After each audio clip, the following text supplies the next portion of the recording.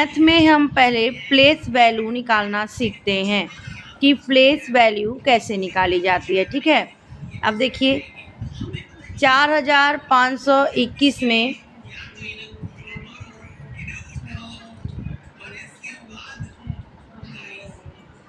Place value निकालनी है। ठीक है, प्लेस वैल्यू निकालनी है।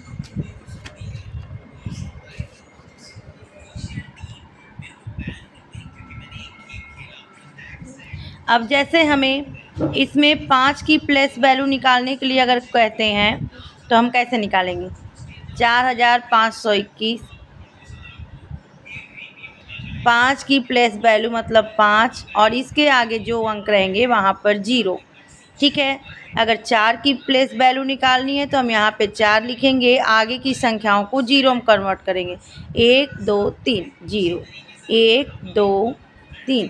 अगर 2 की प्लेस वैल्यू निकालनी है तो 2 आगे की संख्याओं को 0, 1 की प्लेस वैल्यू निकालनी है तो बस 1। क्लियर?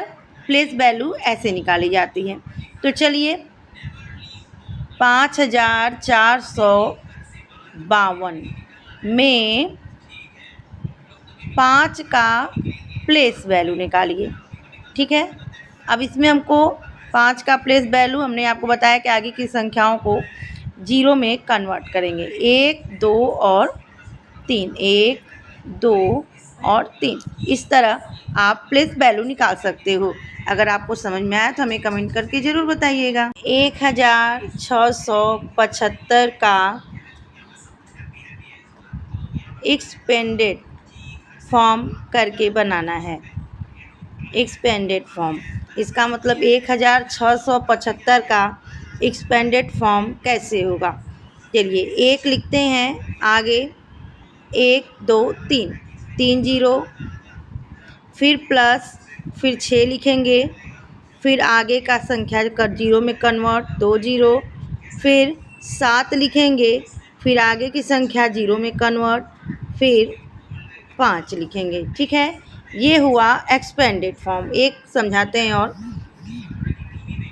7315, इसका एक्सपेंडेड फॉर्म कैसे लिखेंगे? तो चलिए 7 बाकी की संख्या 0 में कन्वर्ट, 1 2 और 3 धन 3 बाकी की संख्या 0 में कन्वर्ट, 2 संख्याएं हैं, एक के बाद संख्या 0 में कन्वर्ट और 5।